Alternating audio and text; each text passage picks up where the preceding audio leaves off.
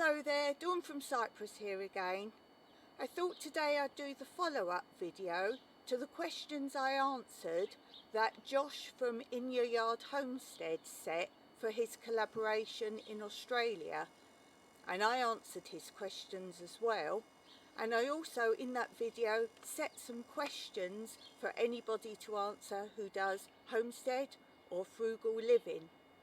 So let me know if you've done them, and then I'll put links to your videos. So here are the questions I asked in return that I thought I would answer for you as well. I wrote these some time ago, so I can't remember what I've put, so let's see. Question 1. How long have you been homesteading and or living a frugal life? Well, I've actually done quite a few videos on how I came to live in Cyprus, so I actually link those below. But actually, frugal living, I think you get to a stage in life, whether it's an age-related thing or circumstances, but you just suddenly realise you don't need all these possessions and shopping. There just becomes a time when you want to live a good, wholesome life. So I would say probably just prior to coming out to live in Cyprus was the time I really started to live more frugally. So, question 2. What country are you from and where are you now? Plus, why did you choose the location where you are? Again, I've covered that a little bit about why we live here. We wanted a really rural life. I don't think you can live frugally very well to live in a big town and have all things going on around you, although it's not impossible. But if you want to live a very wholesome life, I think you have to live rurally. The country I came from was England, and where are you now? I'm in Cyprus. Question 3. If you could only grow one fruit and one vegetable, what would they be and why? Well, I think living how we do, living very frugally and on a very low budget, I would have to choose something that grows almost continually. Our broccoli grows very well, so that's something that's easy to grow. And also we have a big glut of artichokes every year, so perhaps that. But I think overall I would have to say olives, because we have 86 olive trees here and that does give us a tiny income, and it's once a year to go and pick them all. A hard job then, but the rest of the year they don't need much more. So I would say olives definitely for one. If I didn't have to consider being a reason that I've just stated, then what do I actually like the most? I think we do like our apricots pretty much, but they're only a small growing season. So, question 4. Give your one best tip for living a frugal life. My one best tip. Best tip for living a frugal life. I think you've got to be in it with whoever you're doing it with. My one best tip, just set yourself a budget of enough to feed yourself, and then anything else you want to do, then you've got to live frugally by having to source, salvage, recycle. So I think that will be my tip. Set yourself an absolute minimum budget and also try and live off grid if that's possible, or as much as possible. So again, if you're starting from scratch, do look to actually changing a lot of your lifestyle. For example, not using your car or basic structures like this. Question 5. Give your one best tip for homestead living. Grow what you can grow in your area, so look into that properly. Share. So definitely share. So whether it be seeds or your crops, grow plants you can grow well and swap them with people who have started something else off. So share and make a community of those like-minded. Tell us something about you that we would never have guessed. Ooh, there's so many things. I don't share a lot of my life, although if you've got any questions, do put them to me in the comments below, and I am going to look at doing a big Q&A of questions people have asked me. So I'm not saying I won't say things, I just don't tend to, because this video is more about what I do now, but I will share things. One thing you don't know about me. Well, apart from having a very rare condition that only 3 people in the whole world have got, it's from a brain injury, but the outcome of that is this very rare condition. So that's something some people might not know. Let me think, there's so much that you just wouldn't know. I'm known in the dance world as one of very few people who can dance literally every dance subject and teach every dance subject, so the most dance subjects, so that's me. I've done a lot of professional work, which you might not know about me. I'm actually a fully trained educator of children, so that's something you might not know. Ooh, there's so much, I can't think of something. Okay, number 7.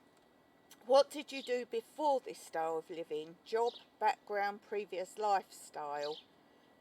Well, obviously I came from England, and that's just totally different as well. It's all about making your money. I had a lot of money, and in the end I just gave I had a dance school and I just gave it away. That was the start of my frugal time. I was giving up the life in England. I didn't want the big job and the big income anymore. I wanted to come and have this more traditional lifestyle. As you probably know on the news, England's just chaotic now with the silly laws, and it's just gone completely backwards as to what happens. I don't want to go into it politically, but it's become positive discrimination, let's say, and the normal people, as in worked hard, paid their taxes, they're very few and far between now. They've either left the country or they're having to pay for everything else and be shut in their houses and have all their rights taken away. Don't want to go into that. So that was basically previous lifestyle. I didn't have children, but I was paying taxes for children to be educated. I didn't have a car or drive. I was paying road taxes. I used public transport only, and that was getting ridiculously priced. So that's basically a whole background. As I say, I ran a massive dance school, and I also worked in education. So I worked in schools and nurseries and educated children and set them up for life. So, question 8, tell us about your style of growing methods and why you use that method of growing crops. Well, my main method now, as you probably may or may not know, I live on a mountainside. It's very rocky. There looks like earth around and ground, but you don't know when you dig whether the mountain is coming out right there or whether there is some soil there. It was like when we had our swimming pool built. We only wanted, I think it's 1.5 metres, the whole pool the same level. So we haven't got this silly shallow end and this rapid deep end. We've got it all one level. And we asked them if they could dig it out, and I'll try and remember to put in pictures. The slope was like this where we wanted the pool.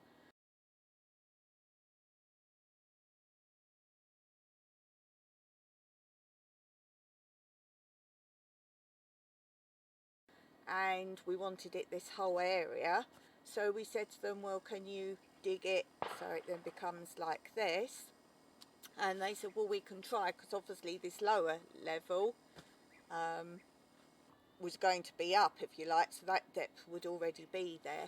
And they said, well, we can dig, but if we get to a point where it's just solid mountain, we won't be able to dig any further. So you'll still have to pay us for what we dug, and you'll be left with this weird half dug area. And I thought, well, I could always use it for growing. So we said we'd dig, let's try. It was the perfect location for the pool. And they dug, and then they came up to us and they said, right, well, we've just hit solid mountain now, we can't dig anymore, we have to stop. So we came out, we all measured it up, and it was 1.5 metre depth.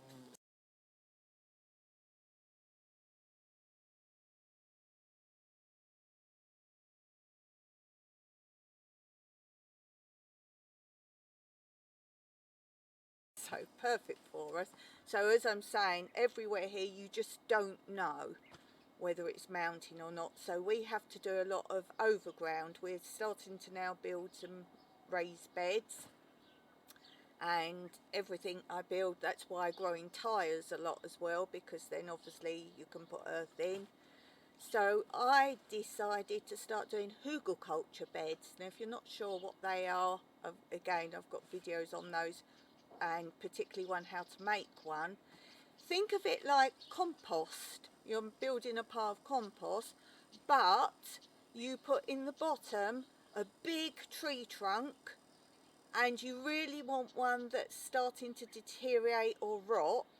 You put cardboard in the bottom, like big slab of cardboard, branches. The bigger the better, because you want it to continually be decomposing forever, if you like, hence the big old rotting tree trunk. And you just pile it up, you'll see what else you put in, and then you put lots of straw in. You don't use earth. It's a good gardening concept for if you don't really have earth or good earth. You put leaves in and straw, hay, whatever you've got, and you just pile it up, and then it doesn't need watering, and because it's like composting, eventually the rotted trees and branches will then decompose. You don't ever have to water it once you've got a few years of rain. I'd say leave it about 3-4 years before you use it, but you'll see in my videos I start mine before that.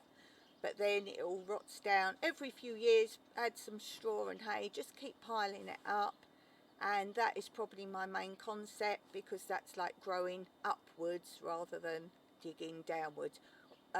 Doesn't need weeding, doesn't need watering, doesn't need much maintenance. Perfect. Where we are. So, number 9, list the main crops, trees and produce you grow. Tell us something you don't currently grow but you'd like to start growing. Well, our main crops is olives. We knew nothing about olive trees, but when we came here there was maybe 60-70 trees. We're continually adding a few trees here and there, olive trees. It's easy to do. We knew nothing about them, as I say. Basically, they don't need much maintenance apart from after we've picked them. Mike goes round, follows me round, and he crops them all back, and you leave like double or triple branches growing out. Cut the centre away so you get light and air in them. It's hard work picking them. We have workaways hopefully that come out during picking time and help. So definitely olives is our main one. We've got fig trees, apricot trees, almond trees, carob trees, lemon trees, olive trees, so many different fruit trees, pomegranate trees, cacti fruit, vegetables. We've got your basic squash, courgette, marrow, carrots, tomatoes, what else? Asparagus, artichokes, so many things. Broccoli. You'll see in my videos I do every month what's still growing here, so lots of things there. And what would I like to grow? I'd like some things that aren't traditional to Cyprus really. I also want different varieties of things. Everyone in Cyprus grows the same things. I'd like something a bit different, and I'd really like to try growing some exotic fruits. I've got one avocado plant growing, I don't know anything really much about the exotic fruits, but that is something I'd like to get into. Plus, we don't grow at the moment, but I'd like to get strawberries, blackberries, raspberries, those kinds of soft fruits too. And number 10, give us any links to find out more about you and your homestead, frugal living, and any links to anything you sell. Tell us why your channel is unique. I would say everything, please read the description below, and I'll put all my links there to just some basic videos you might like, and how you can help me if you're interested in either work away, staying here as an Airbnb, or if you want to help with our GoFundMe for a one-off donation, or become a patron. Some tiers you actually get free accommodation here for your holiday, and other thank you gifts, such as naming a tree here. You can actually either put your name on a tree or give it as a gift to someone. Why is my channel unique? We salvage everything. Our budget is very minimal, about €30 a week for our petrol, our diesel and our food, and I really don't think there's many people that could live like that. Bear in mind, we don't grow enough food for our food. It's just a supplement really. This channel unique. I've got a dance studio in my property. I think that's pretty unique. So if you come and stay here, you can come and learn to dance, either Latin or tap or ballet or whatever you like, ballroom. I think that's probably the most unique thing. I do a separate dance channel, so you can learn how to dance at home. I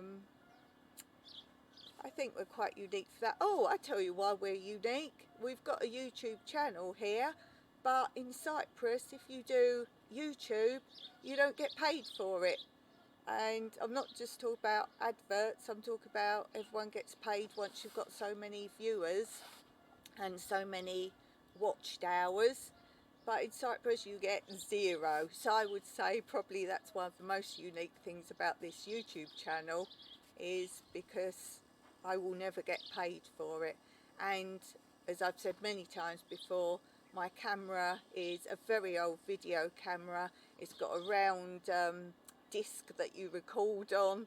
It's very old. Then we have to spend hours converting that disc onto computer, and the way we have to go about everything, I get so annoyed with YouTube and saying, oh, it takes so many hours to do it. A, they get paid for it, so stop moaning. B, they don't work as many hours as if they had a normal job. C, they chose to do it. And D, they've got the most up-to-date equipment, and click a button, it's all up there. And they pay for all these expensive editing suites. We pay zero to record. We only pay for our internet. Anyway, that's the questions there. A little bit of my thoughts there. One day I ask for subscribers. In case you're wondering, I don't get paid why I ask you to please subscribe and thumbs up. It's so I can see, first of all, how many people are actually out there watching my channel. There's a lot of people that view but don't subscribe. It costs nothing. It doesn't do anything. It just tells you when my next video's up, and it's feedback for me. And I'd like to at some point show YouTube how many viewers and subscribers and thumbs up I've got, which will give me more reason for them to explain why they don't give money for Cyprus. I think it's political, if you know about Cyprus. We are in the EU, we are a part of Europe, and for me it's total discrimination that they don't pay anything. So if you can please thumbs up and subscribe, I would like to get the right amount of viewing hours. The CEO refuses to answer any questions as to why they don't. So please thumbs up and subscribe. As I say, also the thumbs up show me that it's worth my time making these films for you. And thank you to all those that comment regularly, and I'd like to see more of you making communication. As I say, ask me questions. I will put them all together for a Q&A in the future. And as I say, when I get to a certain amount of subscribers, let's go for 1,000, let's really get out there, I will then tell you why at the end of a lot of my videos I say Meraki. It doesn't mean goodbye or good luck or see you or anything like that. It's actually a phrase, it's a Cypriot phrase, and it means something very specific and very appropriate for my channel. You probably have trouble looking it up because, as I say, it's a phrase from Cyprus. But let's say when I get 1,000 subscribers, I'm going to tell you why I say Meraki at the end. It's to do with the lifestyle. So, thank you Josh for InYa Yard Homestead for giving me the idea to do these videos. I'll put a link below to Josh's channel, really worth watching. I would say jump on straight away. I can't remember what it's called. I'll try and link it. It's a video he did. He was at his mum's doing gardening in this video, and you'll just see the huge variety of stuff he grows and how good he is at growing. And then I would say jump into his more recent ones where he's now living in a new location and starting from absolute scratch again, growing. It's amazing, absolutely amazing. So check out Josh's channel, InYa Yard Homestead, InYa Yard Homestead, and I'll put other links below for my channel, other things you might like. So until next time, comment below, and until next week, Meraki.